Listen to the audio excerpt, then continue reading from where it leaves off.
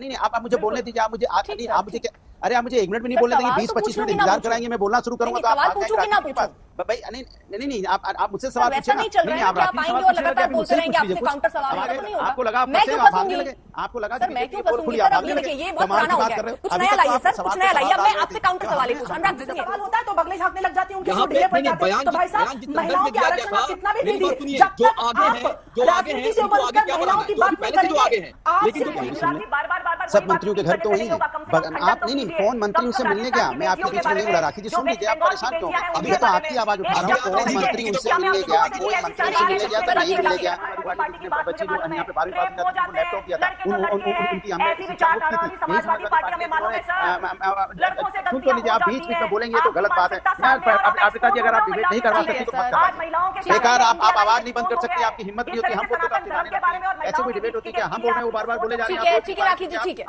दोस्तों स्वागत है आप सभी का, आप देख रहे हैं हिंदुस्तान पॉइंट ऑफ व्यू। दोस्तों आज मैं जिस वीडियो पर रिएक्शन देने वाला हूं वो वीडियो है आज तक यूट्यूब चैनल के दंगल शो का। दोस्तों आज की डिबेट होने वाली है एंकर अर्पिता आर्या और समाजवादी पार्टी के प्रवक्ता अनुराग भदौरिया के बीच में। दोस्तों जब एंकर अर्पिता आर्या जी ने समाजवादी पार्टी के प्रवक्ता अनुराग भदौरिया से पूछा कि महिला आरक्षण पर समाजवादी पार्टी का क्या स्टैंड है, तो दोस्तों इस पर अनुराग भदौरिया बोला कि समाजवादी पार्टी महिलाओं का सम्मान करने वाली सबसे बड़ी हितैषी पार्टी है। हम समाजवादी लोग हैं, हम मुख्तार अंसारी और अतीक अहमद को भी पालते हैं और आजम खां तो हमारे सबसे बड़े रिश्तेदार हैं। हम समाजवादी लोग हैं, हम मुजफ्फरनगर के दंगे भी करवाते हैं और गुंडे बदमाशों को टिकट भी देते हैं। तभी एंकर ने इस हरे कुर्ते को लाइव डिबेट से उठाकर सड़क पर फेंक दिया। दोस्तों यदि आप चैनल पर नए हैं, चैनल को अभी तक सब्सक्राइब नहीं किया तो प्लीज चैनल को सब्सक्राइब किए बिना मत जाइएगा। अनुराग भदौरिया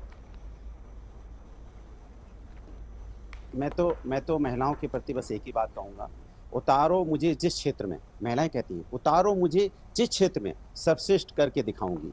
औरों से अलग हूँ मैं, औरों से अलग हूँ, दिखने में कुछ अलग करके जाऊंगी। नारी हूँ मैं इस युग की, नारी की अलग पहचान बनाऊंगी।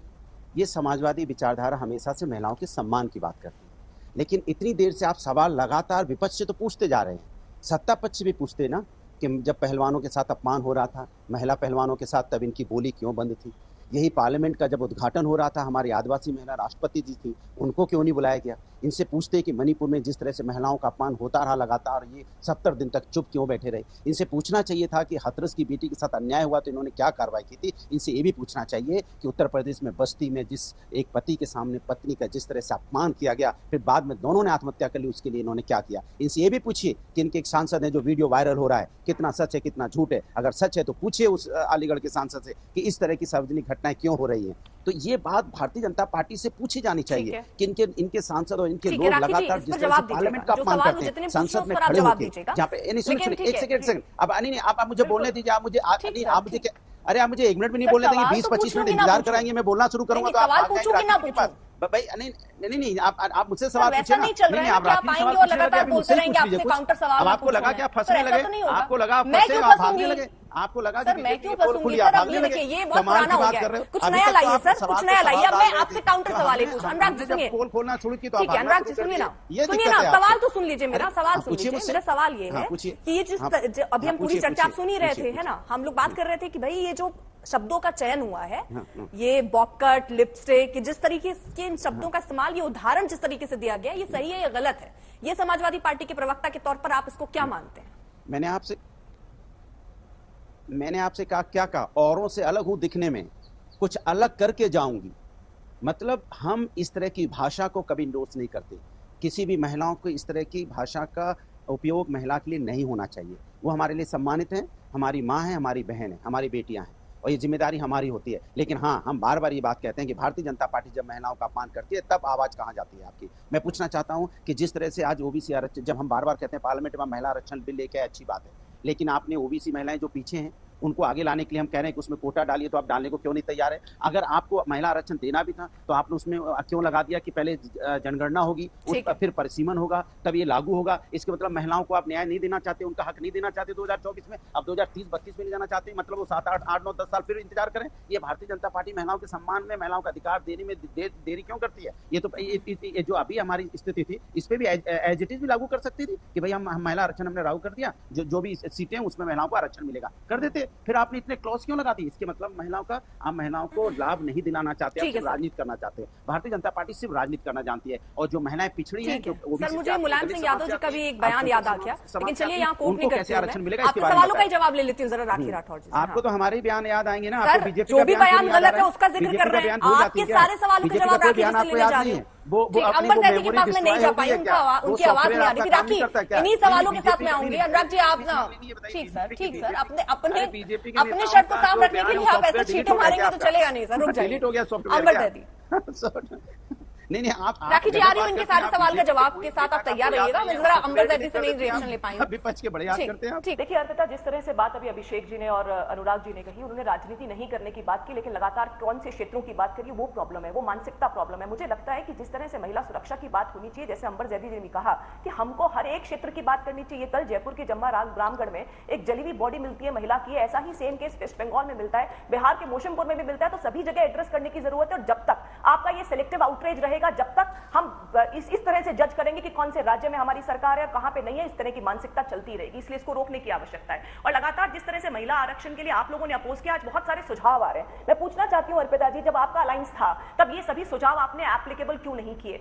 तब तो आप सदन में खड़े होकर के किस तरह की भाषा का प्रयोग किया, किस तरह का आचरण रहा, वो भी महिलाओं ने देखा, और इसीलिए महिला अब जागरूक हो चुकी है। उस समय आप कर पाए, लेकिन आज नहीं कर सकते, क्योंकि जिस तरह से सोशली और इकोनॉमिकली मोदी सरकार ने महिलाओं को आगे लाने का काम किया, वो एक अभूतपूर्व कार्य जो आप नहीं कर पाए। आज महिलाओं की स्थिति यह है कि 1000 के ऊपर 1020 फीमेल्स हैं। हमने 9 करोड़ से ऊपर सेल्फ हेल्प ग्रुप्स के अंदर 5 लाख करोड़ का हेल्प दिया है। 40 करोड़ अगर मुद्रा योजना में अगर लोन दिए जाते हैं, उसमें 27 करोड़ महिलाएं होती हैं। आज चाहे हम बात करें आवास की, तो 3.25 करोड़ ऐसे आवास है जिसमें महिला मालिक है। हमने 13 करोड़ से ऊपर इज्जत घर टॉयलेट्स बना करके हमारी महिलाओं को दिए। 12 करोड़ से ऊपर जल से नल की व्यवस्था हम लोगों ने की। और आज देखिए हायर एजुकेशन के अंदर जो एससी की बच्चियां हैं उनका 38% और एसटी की बच्चियों का 68% एनरोलमेंट बढ़ा है। आप देखिए लगातार बच्चियां आगे बढ़ रही हैं। एक छोटा सा सवाल है मेरे चर्चा से थोड़ा अलग है। मुझे ये बताइए, जो ये पहलवान थी जो बैठी हुई थी जंतर मंतर, उस केस में क्या हुआ आगे? जी देखिए, उसमें चल रहा है एक केस, आप देख रहे हैं कोर्ट के अंदर चल रहा है, पुलिस कार्रवाई कर रही है, और कार्रवाई निश्चित तौर पे होगी, न्याय उनको मिलेगा, निश्चित तौर पे मिलेगा, जो लगातार मोदी सरकार की प्रतिबद्धता है। और इसीलिए महिलाओं को आगे लाने की जो दृढ़ निश्चयता उन्होंने दिखाई। मणिपुर में अब सारी महिलाएं सुरक्षित हैं। पूरे विश्व के अंदर अगर 5% पायलट फीमेल्स हैं तो 15%। मणिपुर के लिए जो हालात है, महिलाओं को कैसे सुरक्षा दी जाए, क्या है आपका रोडमैप? ऐसा नहीं है कि छोड़ दिया गया, बिल्कुल एक्स्ट्रा डिप्लॉयमेंट किया गया है। आपने देखा कि लगातार वहां पे जो है 2 एरियाज बनाए गए, सेक्टर्स बनाए गए, जिससे महिलाओं को वहां सुरक्षित कर सके। वहां पे एक्स्ट्रा फोर्स लगाई गई है, लगातार बातचीत चल रही है, जिससे कि वहां के लोग जो है उसके बीच में जो प्रॉब्लम्स है वो सेटल हो सके।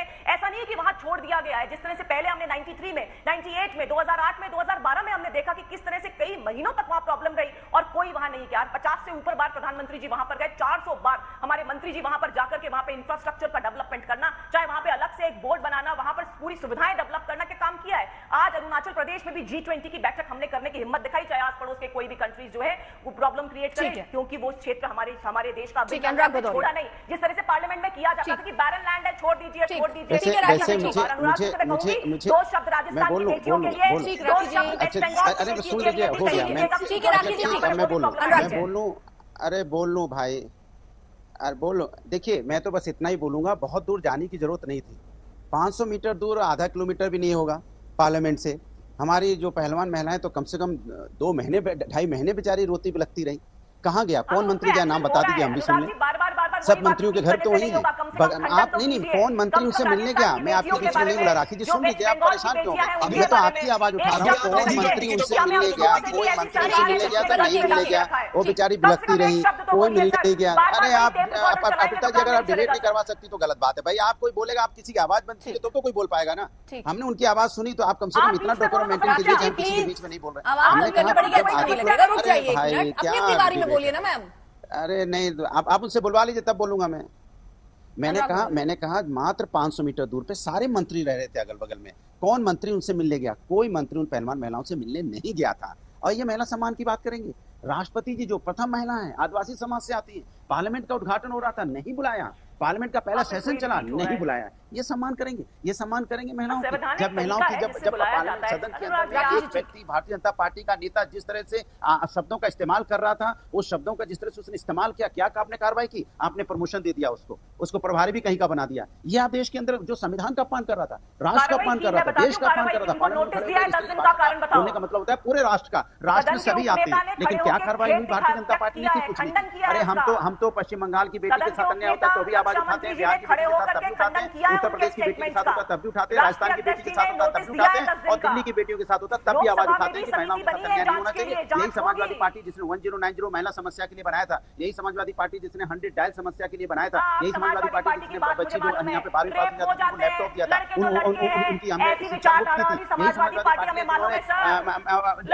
सुन तो लीजिए, आप बीच में बोलेंगे तो गलत बात है। अमृता जी, अगर आप डिबेट नहीं करवा सकती तो मत करवाइए। बेकार आप आवाज नहीं बंद कर सकते, आपकी हिम्मत नहीं होती, हम बोलते तो आप चिल्लाने लगते हैं। ऐसे कोई डिबेट होती है क्या? हम बोल रहे हैं, वो बार बार बोले जा रहे हैं। ठीक है, राखी जी, ठीक है।